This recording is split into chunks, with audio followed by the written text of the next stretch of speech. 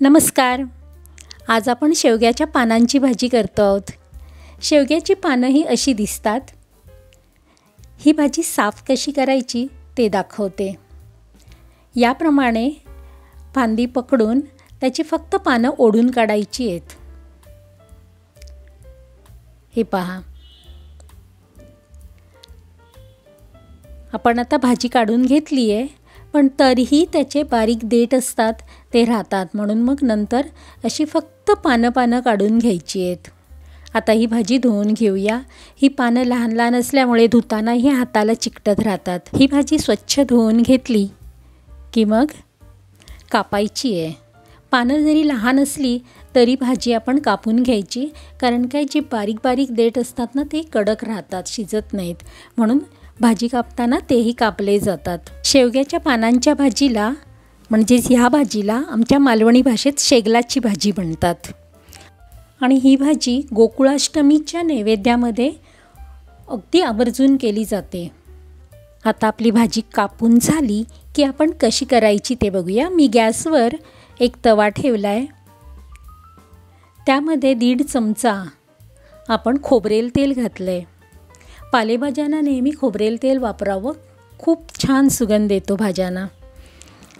तेल गरम झालं की त्यामध्ये मिरची, लसूण टाकली आणि आता बारीक चिरलेला कांदा घालूया. आता हा कांदा आपल्याला नरम होईपर्यंत सतत परतायचा आहे. कांदा परतला की मग त्यामध्ये 1/2 चमचा हिंग घालूया. हिंग घातल्यानंतर आपण 1/2 चमचा हळद घालूया.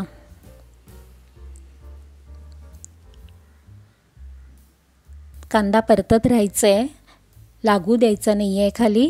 आणि यामध्ये आता आपल्याला भिजवलेली मुगाची डाळ घालायची आहे. ही डाळ मी 2 तास आधी भिजत घातली होती.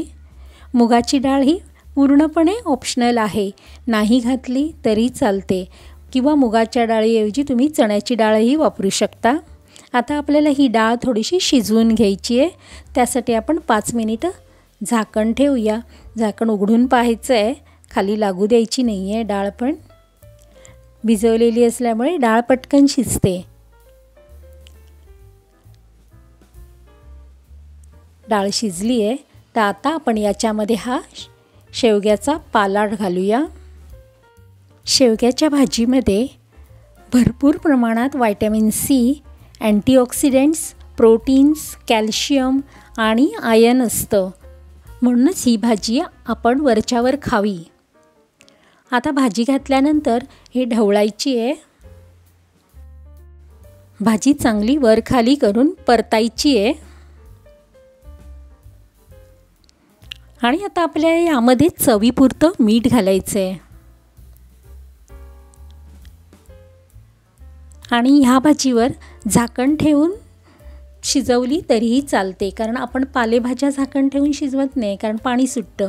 पण ह्या भाजीला तसं पाणी सुटत नाही, तर 2-3 मिनिटं झाकण ठेवायचं आणि शिजवायची. आपली भाजी आता शिजत आलेली आहे.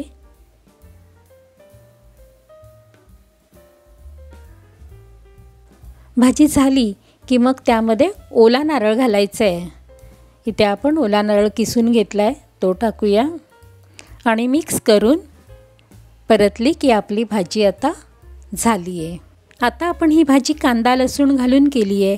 गोकुळाष्टमीला जर तुम्हाला कांदा लसूण नसेल चालत, नैवेद्याला दाखवायची असेल तर कांदा घालायचा नाही, लसूण घालायची नाही, आणि खोबरं किंवा मुगाची डाळ वगैरे करून केली की भाजी खूप छान होते.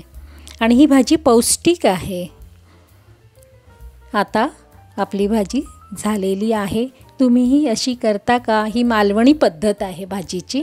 एकदा करून पहा. या दिवसात बाजारामध्ये ही भाजी सहज उपलब्ध होते. आणि रेसिपी कशी वाटली? आवडल्यास लाईक, शेअर, सबस्क्राईब करा.